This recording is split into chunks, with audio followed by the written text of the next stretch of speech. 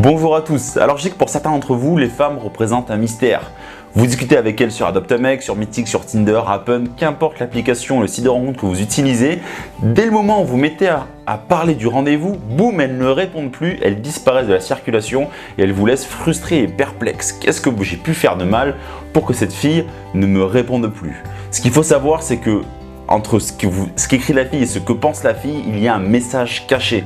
Et dans cette vidéo, je vais vous apprendre à bien interpréter les messages des filles et surtout à comprendre les messages cachés qu'elles vous font passer à travers chacun de leurs messages.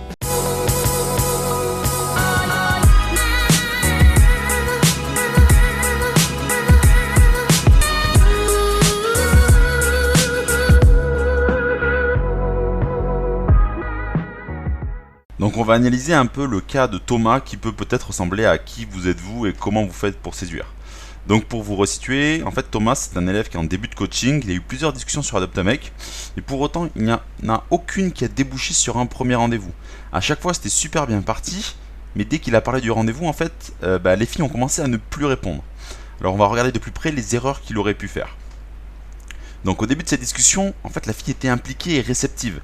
C'est même elle qui est venue spontanément parler à Thomas en réagissant sur le profil que je lui avais créé. On peut bien voir dans la première partie de la discussion que la discussion est très fluide, il s'échange pas mal de messages pendant à peu près 2 heures. Ce qu'il faut noter, c'est que quand une fille répond rapidement à vos messages, comme elle le fait dans cette discussion, c'est qu'elle vous montre son implication dans l'échange. Elle ne vous le dit pas, mais elle prend vraiment plaisir à échanger avec vous. Qui plus est, lorsqu'elle alimente la conversation, comme vous pouvez le lire ici. Alors en fait, à la fin de ces 2 heures d'échange, Thomas il ne répond pas au dernier message de la fille. Il ne revient vers elle que le lendemain. Et il fait une erreur en la relançant parce qu'il se contente simplement d'exclamer son prénom pour la relancer. Alors pourquoi c'est une erreur? Tout bonnement parce que c'est comme si la discussion repartait de zéro. Il aurait plutôt dû réagir sur le message que lui avait envoyé cette fille et lui dire par exemple « Ravi de savoir que tu as arrêté le karaté, au moins comme ça je suis sûr que tu ne viendras pas en kimono le jour de notre rencontre. » Il aurait même pu en profiter pour faire une projection.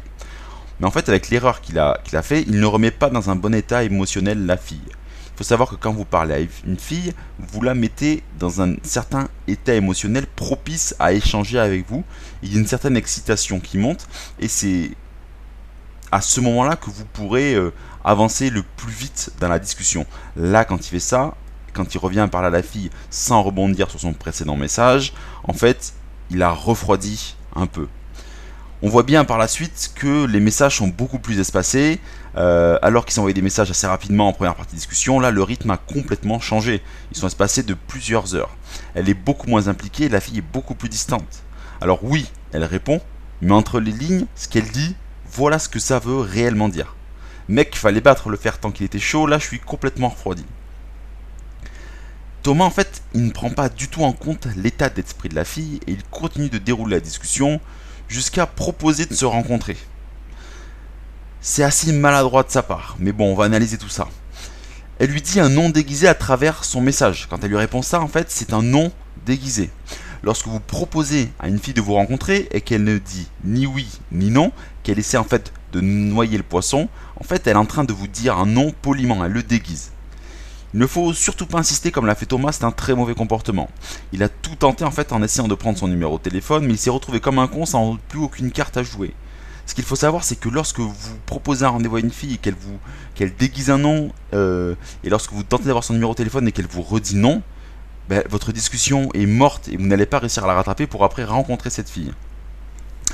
Alors, pour étudier plus précisément ce cas-là, une fille qui déguise un nom, en fait, elle vous dit « C'est cool mec de discuter avec toi, mais là l'idée de te rencontrer n'est pas très excitante. On devrait mieux continuer de discuter et puis on verra par la suite comment ça se passe. » Alors oui, je sais, vous aurez l'impression que c'est elle qui a le contrôle, mais cela va dépendre de votre attitude lors de la discussion. Si vous êtes dans cette situation, sachez que c'est uniquement de votre faute et qu'indirectement votre façon de vous y prendre avec la fille n'est pas bonne du tout. Ce qu'il ne faut surtout pas faire, c'est ce qu'a fait Thomas, c'est insister.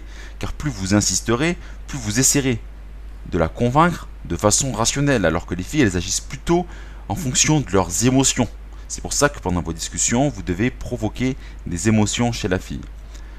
Lui, Thomas, dans cette situation, en fait, il aurait dû lire entre les lignes et agir de la façon suivante. Il aurait dû se dire, ok, elle ne veut pas me rencontrer de suite, je ne vais pas me montrer affecté par ça, je vais continuer d'échanger avec elle, faire monter l'excitation pour qu'elle ait terriblement envie de me rencontrer. Et que quand je lui propose, quand je vais prendre son numéro de téléphone, elle accepte sans rechigner.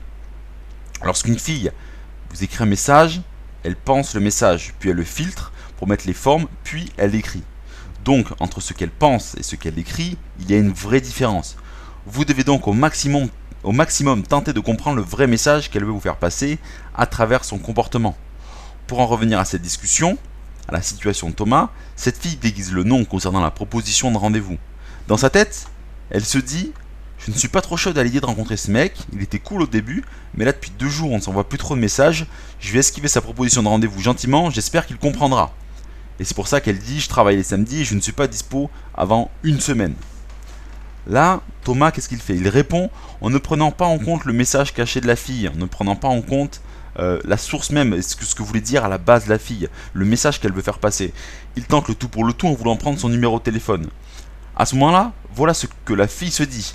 Putain, quel boulet ce mec, il n'a pas compris que je ne voulais pas le voir, allez, je vais me foutre un peu de sa gueule et amplifier ce qu'il dit, il va peut-être comprendre.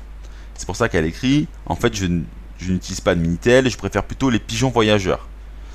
Alors là, Thomas tente de continuer la conversation en vain, elle ne répond plus, mais sa non-réponse est une réponse en soi.